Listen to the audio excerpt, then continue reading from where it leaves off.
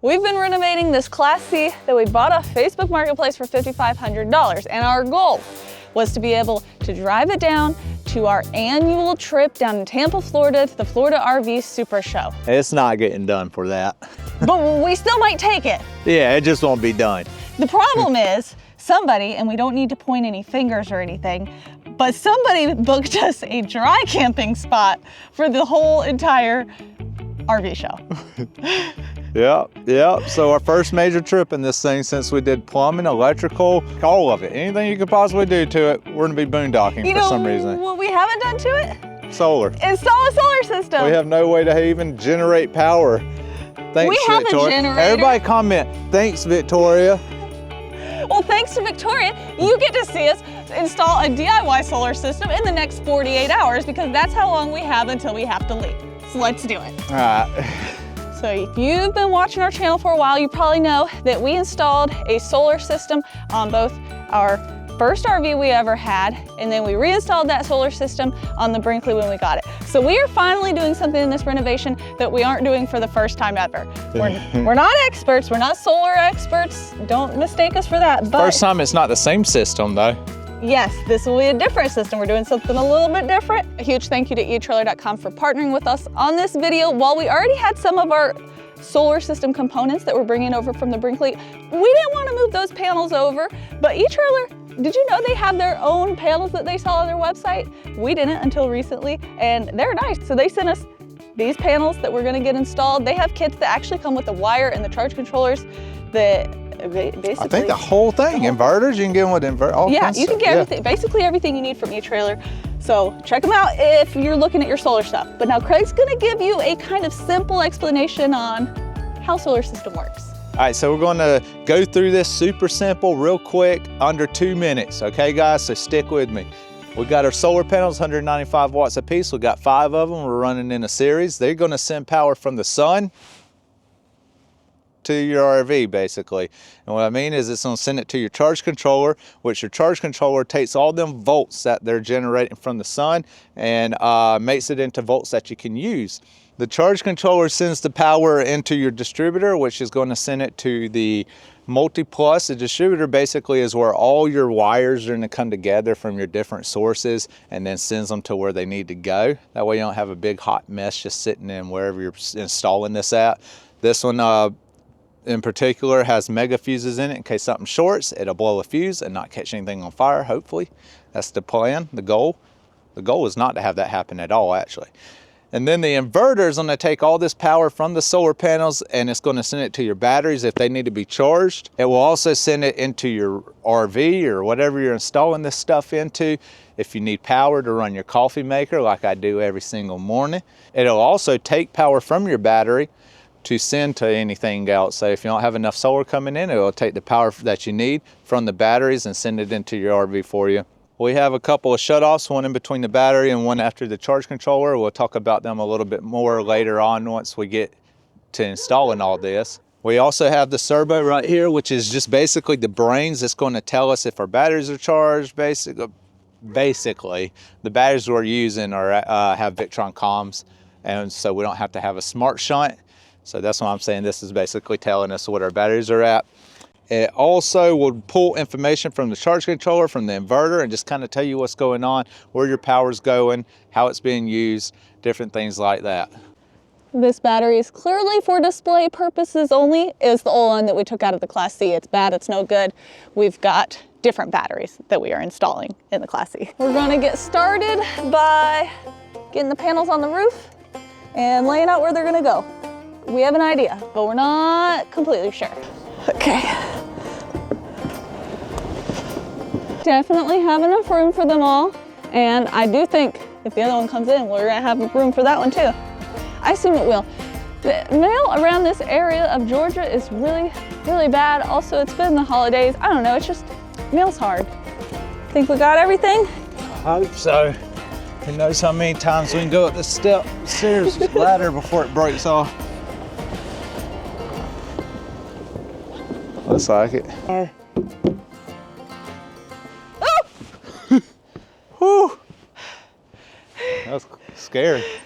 You almost fell in the hole. That's why I always talk to you about the holes. I heard it go, woo. Think we're happy with our layout? Yep. Definitely have room for another panel here when we get it. Yep. Happy.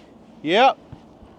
If you saw us install the solar on the Brinkley, you know that we used unistruts to mount our panels because we had a lot more panels and we wanted to minimize the number of holes we were putting in the roof, but we are going to use the included typical solar panel Z brackets that came with the e-trailer solar panels to mount these because we don't have as many, and we don't want to put any more extra weight on this roof than necessary because it is not as strong as the roof that's on the Brinkley.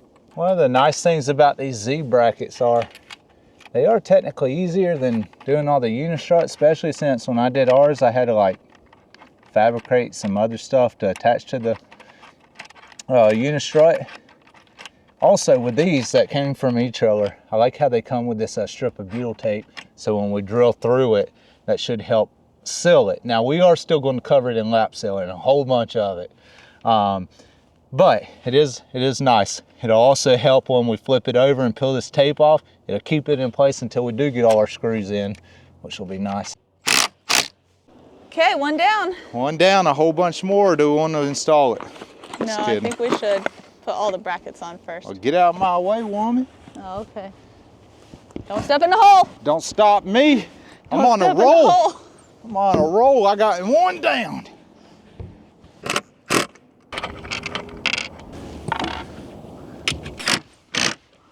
Couple of resources for you guys if you're doing your DIY solar install. Sure, watch our video, but again, we're not the experts. We get our information from other experts. A couple of places that we use a lot is Explorus Life. Yeah, really good website. He has charge controller calculators, which is how we figure out what charge controllers we need. And fusing, and wire size, everything. Literally everything. So Explorus Life, we'll put links in the descriptions to these resources as well. Really good. You put in the information from the panel, which is like on the back of our panel, and it just tells you what you need to know. Also, Will Prowse YouTube channel. He is really good for any information about batteries and really all things solar too. He has a lot of good videos to watch as well. That's pretty much where we learned the majority of our solar stuff. Initially when we first did our first system, I watched a lot of his stuff. I like his battery recommendations. I like how he breaks them down and tells you like why one is better than the other. Like he's pretty knowledgeable. He's been doing it forever too. So we're wiring our panels in a series, which basically just means that we're going to wire the negative from one panel to a positive and the positive from one panel to the negative until we're out of panels, and then the remaining positive and negative wire will go down to the charge controller. The solar panel kit from e-trailer comes with like MC4 connectors and wire and stuff, but you're gonna want one of these solar crimper tools. We have used this a ton in the last few years of having our solar systems. Yep. I'll link these little guys are nice. I'll throw up a link in the description under everything we're using. And then these things are special wrenches. Yeah, they just kind of slip once it gets tight enough. And then we're done with it. We just connect it to here and boom. And now that's that simple. one goes over there to this one. Done. Yay. All right. Now we have this thing. Which we'll have to add some wire for that. Oh yeah, but you can connect, I guess, right to this, right? Yep. Oh, perfect. The MC4 connectors connect straight to this, and then this will go down into the RV. This is a much simpler system Than ours? than ours. Yeah. Literally, you could put a 1,000-watt system like this in, oh no, a few hours. Well, You don't think so? yeah.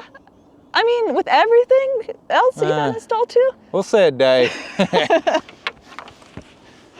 What is it time for now? A hole in the roof. Drilling a hole in our brand new roof. Our first hole. This ain't the first brand new roof we drilled a hole in. This is pretty much our MO. When we got the Brinkley, it was brand new. Literally within days, we were drilling holes in the roof. We just put a new roof on this thing. We're drilling holes in the roof. Wait. I'm just kidding. What do you want? We ain't made it through the roof yet.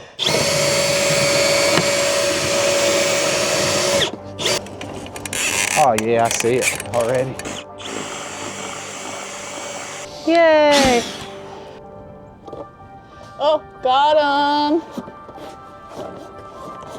I'm just pulling them all the way through, right? Yeah. Okay.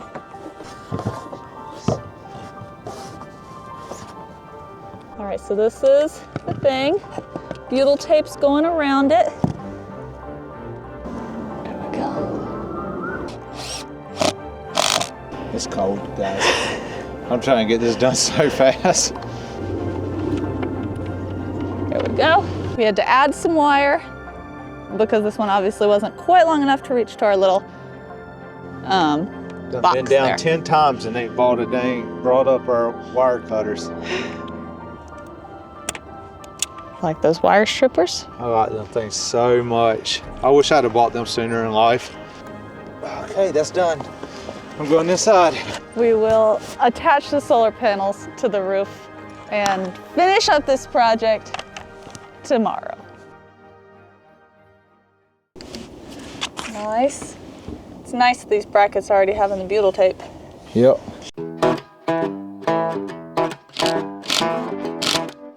All right, so we got 24 hours left before we got to head out. There's also the winter storm is coming in tonight. We're in like south of Atlanta, probably 30 to 45 minutes south of Atlanta, and it's supposed to be snowing by 8 a.m. tomorrow morning while we're also supposed to leave. This is also still just a huge mess in here. It's definitely not going to be anywhere close to complete, but I think all our stuff that we need to have working should be working by tomorrow morning, and we're going to take this to Tampa. So that's the goal. Right now, we're about to start on our solar install on the inside.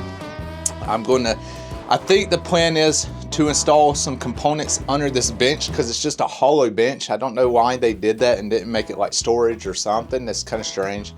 So we're gonna pop the top off of it and try and fit some stuff around to see what's gonna fit best. And then the goal is to have the batteries right here, and we'll have like a platform that kind of goes over them.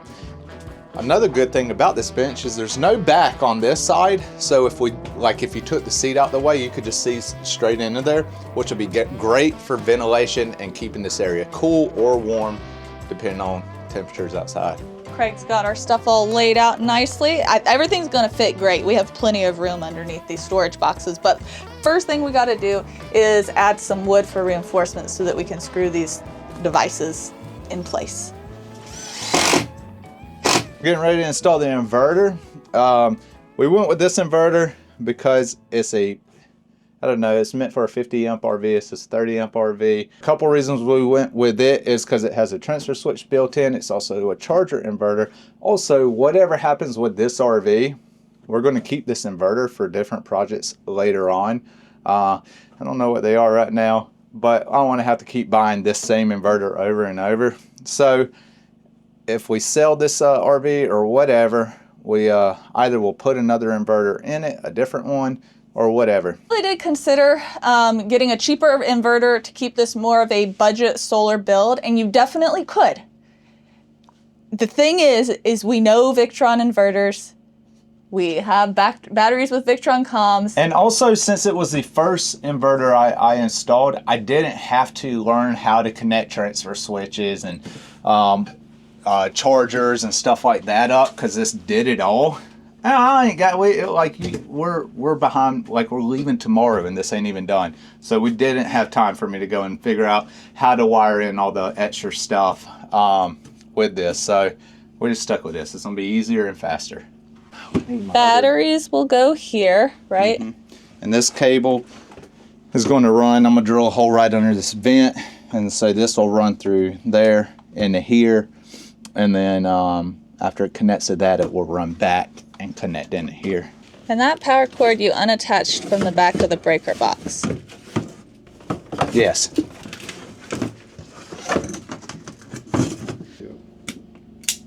This will be our hot going in, so I need it to go in through this guy.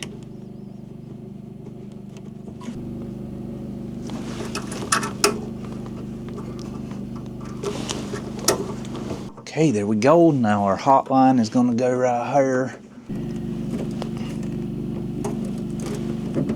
Nice, nice. Clean work, Craig, clean work. It's looking good. Let's tighten this sucker down. Oh yeah, butter. All right, so we got the line going into the inverter. Now we got the line coming out of the inverter that will go to everything else, which technically the breaker box does that part. We just got to run it to that. So let's do that now. Next up, it's charge controller. Now, e-trailer's kit that we got with the, like it's a 3-panel kit, comes with this charge controller, but since we're using Victron, and we already have Victron charge controllers in the Brinkley, we're just gonna use one of those. It will be a little bit more efficient. It's a little bit of a higher end charge controller. It's the MPPT versus the PWM.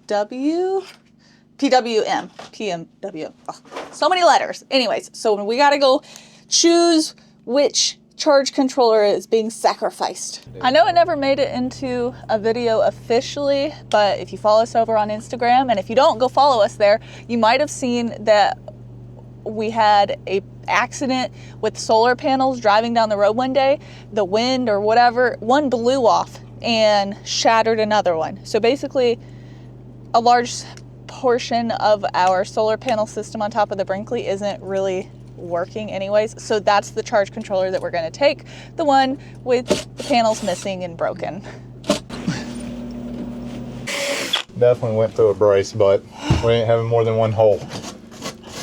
Okay, these are the solar wires that we put down from the roof last night. Gonna bring them down to the charge controller. Holy smokes, we got plenty, that's for yes. sure. I feel like we're being more efficient this time with our placement of everything. Yeah. It might just be because we have a much smaller space to work with. Yeah. What time is it? 1:09? It's time to go get lunch from that place. Or they close. Okay, real quick. I'm now going to install the charge controller to the solar wires and then mount it on the wall, which we're thinking we're going to mount it just to the side of the inverter on the back wall. Should be pretty simple. Ooh, I guess there's some solar power there. And then after the charge controller is installed, it will run to a disconnect. In case we have something happen, we can shut out that whole system off, charge controller and panels off from everything else. Right.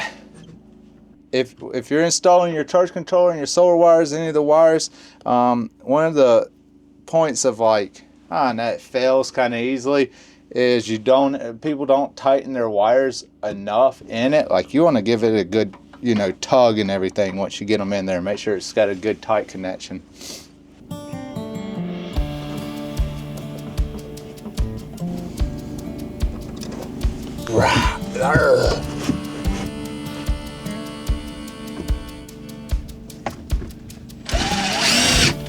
I know it's probably seemed like it's taken us all day long to just do these few things, but you see, what had happened was there was a winter storm coming, and it is a new day now, the day we're supposed to be leaving. So yesterday kind of got overtaken in between all the solar install with preparing for this winter storm that we woke up to.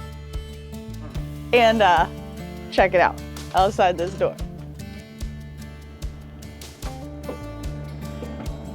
It's crazy. Somehow we got the most snow, like you can see way over there. Not that much snow. Right where we are, literally lots of snow. Okay, let's shut the door. Come on, come on, come on. But we're back at it this morning. We still have hopes of leaving this afternoon. The snow will melt, right? Eventually, hopefully. And Craig is going to now officially wire the solar wire past the charge controller like he said he was going to do yesterday, and then we just I don't know where my wire something strippers went. Oh, they're hiding in a bowl. in a bowl. But thank goodness we got those panels on the roof yesterday, right? Yeah, that are useless now. Yeah, they're not doing nothing because they're covered in snow, but we surely wouldn't be doing it today This is just crazy. I mean, we've been in snow before, but south of Atlanta to get this much snow, you look out the window and there's like snow all in the trees. Wow. To connect to our shutoff coming from our charge controller, so we're going from charge controller to a shutoff before it goes to the links distributor. That way we can disconnect it from the system if we need to. You have to install some lugs on your wire, and then once you get to like sizes like this or bigger, you either know how to solder or you have to get a hydraulic crimper, which thank goodness Harbor Freight carries them, because I don't know where else you can get them. Home Depot didn't have any, but you have to have one of these guys to crimp these onto the wire. So that's what we're doing now.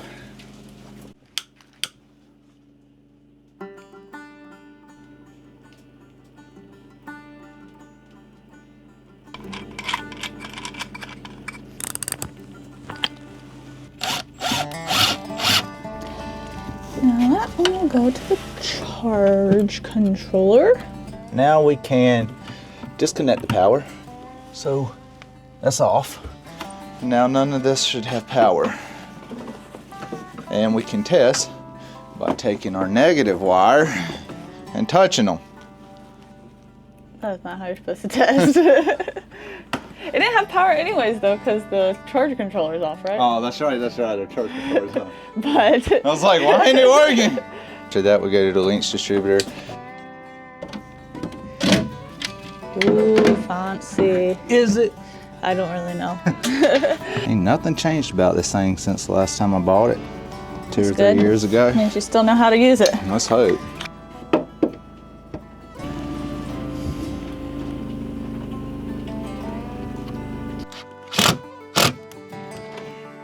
I also feel obligated to say, please ignore these things. They're a good cover them with fabric. We used the previous ones that we took out as a template and cut some new wood just to kind of like cover this up in case anybody sees the inside of this thing while we're down in Florida, if we ever make it to Florida. They already seen it before they see this video probably, huh? Yeah, but just, I don't know, they're kind of ugly. We don't really like them, so what is here is still to be determined. But it does look better than just what was there before, which was... Oh, rotten, that's it. So, well, it ain't rotten, but it doesn't look good. Yeah. So, anyways, I just felt like I had to say that before someone's like, well, what are you doing with that there? Oh, I see. So the negative goes on the top and the positive goes on the bottom. Yeah, Doug. Just like this. Or rather back and front, I guess. Y'all like how we put the carpet in here? It's nice because I ain't got to worry about messing up the floor throwing my tools down. Maybe they were onto something with the carpet after all. Yeah. So next we're going to hook up the inverter to the links distributor, which requires thicker wire because it can hold more of a load or take more of a load. So we're running 2-AUG wire from in a couple places. It'll go from the links distributor to the inverter with the 2-AUG, and also from the links distributor to the battery that we're going to put in here with the 2-AUG. That means we've got to make some more wires, as in add the lugs onto them, because everything that connects to the links distributor connects with lugs. Also, connecting to the battery requires lugs. Figuring out length here. I think about right there, dude. I think about right there, and then give yourself an inch.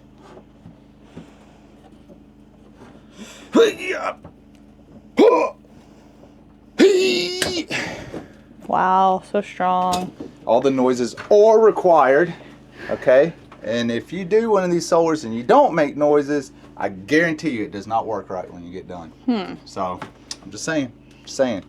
Don't come after me about it. Another little tip for you. If you're going to do a solar setup, order your wire beforehand. We can leave links to the ones we ordered. You don't have to order those. But what I'm telling you not to do is to think that you're going to source them locally, because that's what we did before. If you do source them locally, you do not get this nice, flexible wire. You get some rigid wire that is nearly impossible to make look nice. You can get the wire that is like the right size. Yeah. But it's not gonna, it's most likely, unless You're being warned. A solar supply store or something near you, it's not gonna be the flexible stuff. This system right here is going in so much easier. Everything's working so much better because we've learned from our mistakes in the past of not being prepared. They're also probably like, you've done it 3 times. You ought to know by now, right? So these are the mega fuses they install right on the Lynx distributor. And that's how you can fuse your whole system for the most part. You want some extra fusing in places, but this is a good way to do it and not have to overthink anything. Ooh, we're running 200 amp for our ones. I ain't gonna go over our amp sizes because it's gonna be different for most systems. Like you're just gonna have to figure out your wire sizes and all that and fuse it properly.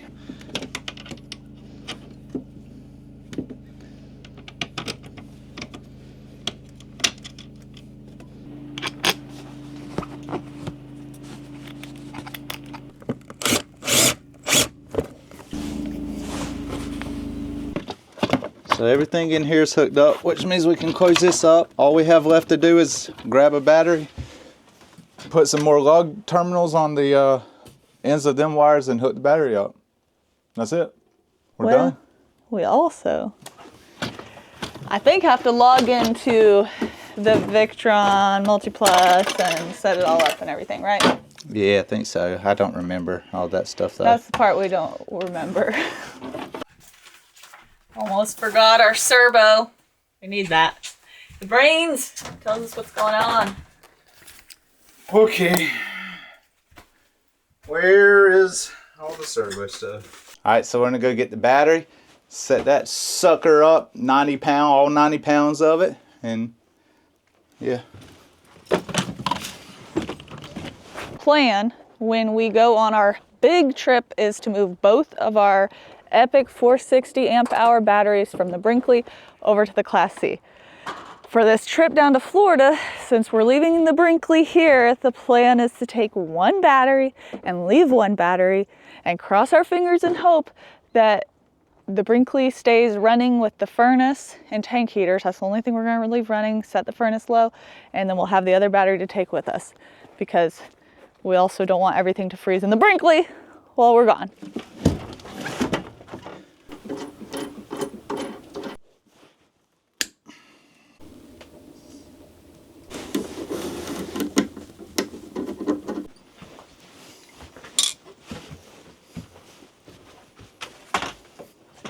That looks pretty good. What do you think? I hope it works. We gotta figure that out still. We gotta get a cable. So the, I guess, downside to the Multiplus and servo and the batteries all being so smart is we do need to get inside them, like from our phones or laptop or whatever, and set everything up so it's all connected properly. The battery still thinks it's part of our other system, so we've got to change some settings on that. So once we get the RJ45 cable that we need, that was the one thing we forgot, we'll be able to connect the servo to the Multiplus and then hopefully get all our settings right and have a complete full system, which obviously in just a few seconds we're going to update you guys on. We just have to get to a store first. Guess what? What? It's working! Finally. Looky here! Our microwave is on. We have power. The fridge should be on. Who knows, because it's so cold in here. I don't know if I'd be able to tell the difference between a fridge that's on and off, but power is on. We got our settings connected to the servo. I don't think we're bringing any solar really right now because the snow on the panels, but we got power because we got a battery in here.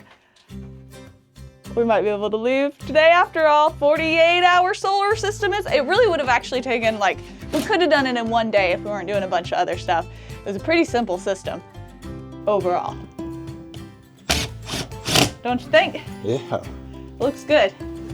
We are just as shocked as you guys that we actually got this RV good enough to try to take it on this trip, so go ahead and hit that subscribe button because this is what's coming up next. Here we go. I hope. Up the hill, I think.